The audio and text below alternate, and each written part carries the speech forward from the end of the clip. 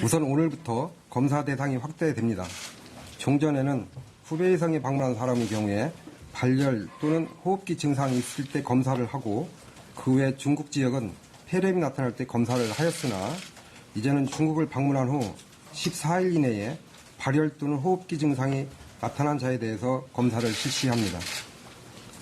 또한 의사의 소견에 따라 신종 코로나 바이러스 감염증이 의심되는 자에 대해서도 검사를 실시하게 됩니다. 두 번째, 검사는 선별 진료소가 설치되어 있는 보건소와 의료기관에서 가능합니다. 다만 검체 채취를 하는 과정이 어렵기 때문에 전문성이 요구되고 보호 장비와 시설이 필요한 관계가 있습니다. 금일 2월 7일 기준으로 보건소 124개소부터 검사가 가능합니다.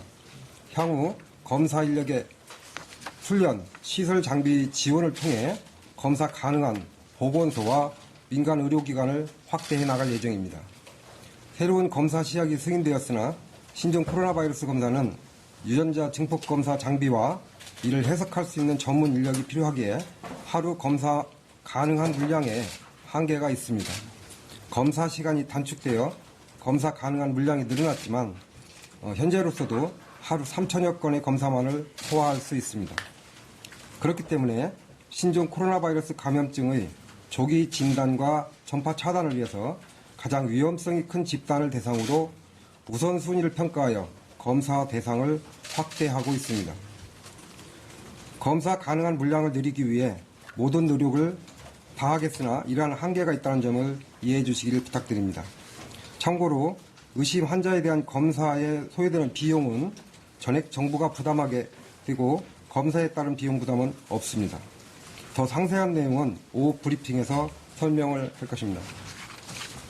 정부는 마스크 수급과 관련하여 1월 31일부터 정부합동 점검단을 운영하며 보건용 마스크의 가격 폭리, 매점 매석 등 불공정 거래 행위에 대해서 집중 점검을 하고 있다고 밝힌 바 있습니다. 점검 결과 가격 폭리 업체, HS 코드 허위 신고 업체, 사기 혐의자를 각각 적발하여 수사기관에 수사 의뢰를 하였고 매점 매석 의심 사례 2개소는 추가 조사 중에 있습니다. 또한 고가 판매 온라인 사이트에 대해서도 26개소 사이트가 확인이 되어서 시정 요구되었으며 앞으로도 매점 매석, 사재기 등 불법 행위가 적발될 경우 엄중히 조치할 것입니다. 중국에서 오는 내 외국인에 대한 특별 입국 절차와 관련해서 2월 6일 0시부터 24시까지 중국발 항공 등 127편 총 6,490명에 대해서 실시를 하였고 모든 입국자에 대해서 실제 연락처를 확인하여 현재까지 입국 제한자는 발생하지 않았습니다. 다만 최근 14일 이내에 중국 후베이성을 방문한 내국인이 특별 입국 절차를 통해 입국하였으나 발열이나 기침 등 증상이 없는 상태로 확인되었고 이에 따라 국내 거주지와 연락처를 확인한 후에 14일간 자가격리를 실시하도록 하였습니다. 임시생활시설에서 보호 중인 우한 교민들은 안정적으로 생활을 하고 있으며 의료와 방역 지원을 계속하고 있습니다. 2월 6일 교민 2명에 대해서 진단검사를 의뢰하여 인후통 등 증세를 보인 교민 1명이 양성으로 확인되었고 나머지 1건에 대해서는 음성으로 판정되었습니다. 양성으로 나타난 교민 1명에 대한 역학조사는 현재 진행이 되고 있고 오후에 상세하게 설명드릴 예정입니다. 임시생활시설에 입주 중인 교민들은 원칙적으로 1인 1실에 배정되고 상호 간의 접촉이 차단되어서 생활한다는 것을 참고로 말씀드립니다. 어제 16번, 18번 환자가 머물렀던 광주 21세기 병원에 대해서는 병원과 시설에 격리 조치가 완료되었으며 세부 내용은 오후에 브리핑할 것입니다. 병원 폐쇄와 격리 초기에 다소 혼선이 있었으나 현재는 모두 1인실로 격리 조치되고 생필품 등은 충분히 공급되고 있는 상황입니다. 정부는 신종 코로나 바이러스 감염증의 국내 유입과 확산을 차단하고자 범정부적 차원에서 총력을 다할 것이며 국민들도 적극 협조해 주실 것을 당부드립니다. 손 씻기, 옷소매로 가리고 기침하기 등의 감염증 예방 행동 수칙을 준수하시고 중국 등 방문 후 감염증이 의심이 되는 경우엔 의료기관 방문 전에 우선 질병관리본부 콜센터 1339 또는 보건소로 신고하고 특히 의료기관 내의 병문안을 자제하고 의료기관도 최소한의 방문만 허용하여 일정한 시간만 면회를 허용하는 등의 노력을 기울여 주실 것을 당부드립니다. 이상 브리핑을 마치겠습니다. 네, 질의응답 시간을 가지기 전에 몇 가지 양해 말씀드리겠습니다. 지금 보도자료가 최종 마무리 중인 상황이어서요. 조금 배포가 늦어질 것 같습니다. 최대한 빨리 마무리해서 배포하도록 하겠습니다. 더불어 다 잘 알고 계시지만 14시에 중앙방역대책본부 브리핑이 예정되어 있습니다. 관련 내용은 그때 더 상세히 질문해 주시기를 바라고요. 더불어 구체적인 수치에 대한 질의는 브리핑 이후에 저희 언론대응팀 쪽에 문의를 주시면 저희가 문자 등으로 바로 공지를 해드리도록 하겠습니다. 그럼 질의응답 시간을 가지겠습니다. 배석하신 분들은 단상 위로 올라와 주시기 바랍니다. 그 질문하실 기자분은 손을 들어주시고 제가 제목하면 소속과 성함을 말씀하신 후 질문해 주시고요. 답변하신 분들도 답변하시기 전에 소속과 성함을 말씀해 주시면 감사하겠습니다. 질문 받겠습니다. 네, 기자님.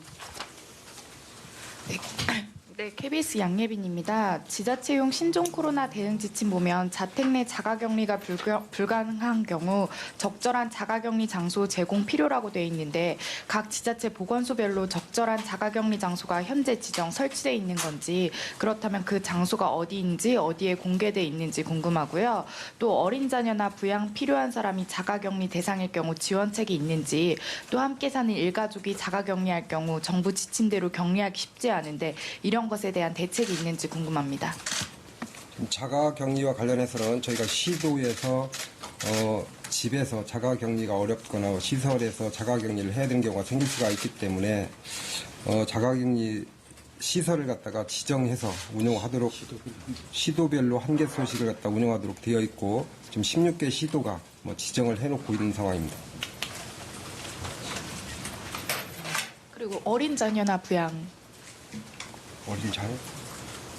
어린이 지금 가족들이 같이 자가격리를 해야 되는 경우에 대한 것은 지금 일반적으로 보통 거기서 지켜야 될 준수 사항을 보건소에서 안내를 하고 있고 또 특별히 그분들이 별도의 공간이 필요한 경우에는 보건소에서 이제 그런 부분들을 갖다 조치하도록 지금 하고 있습니다.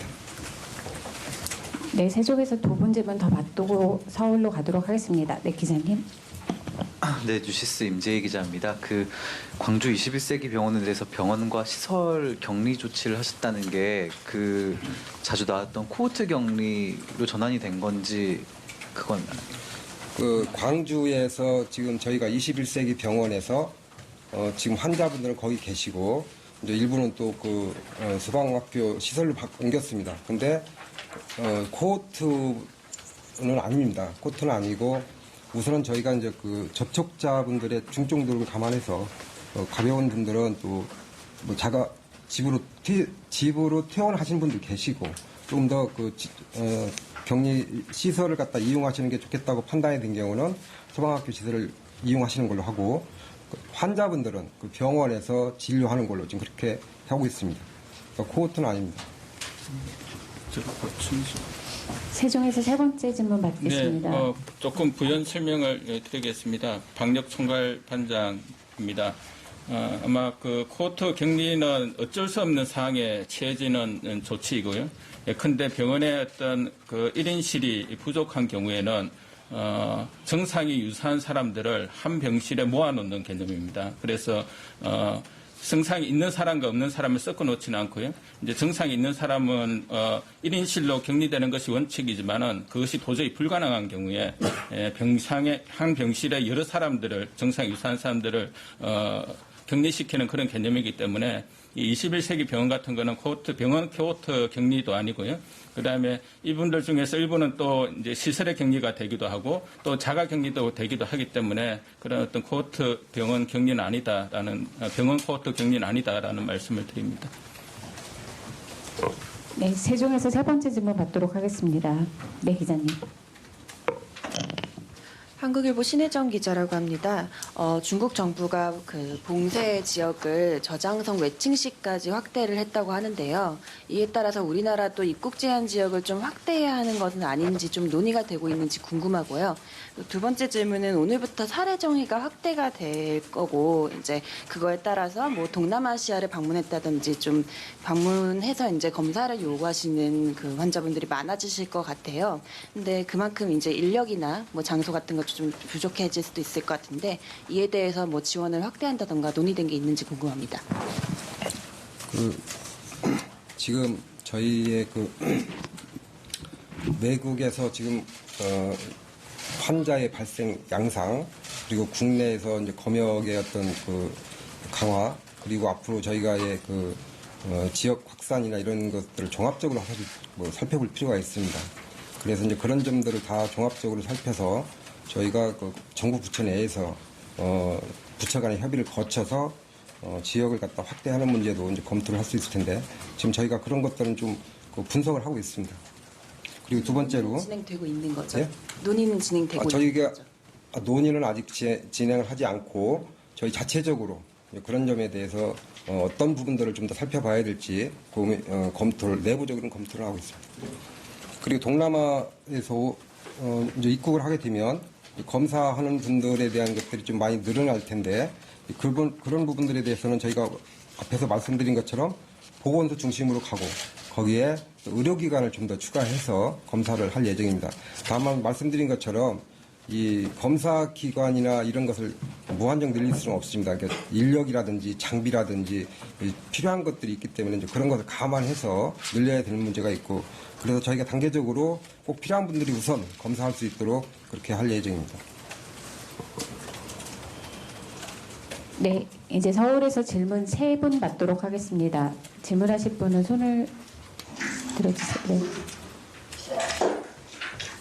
예, 국힘수의 김영균입니다.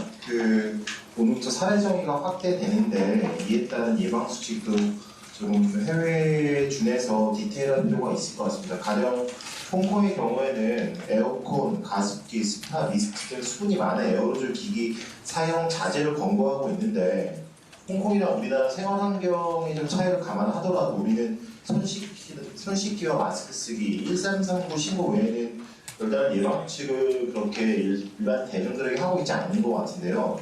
예방 수칙도 좀 더 세분할 필요가 있다고 보시는데 어떻게 보시는지요?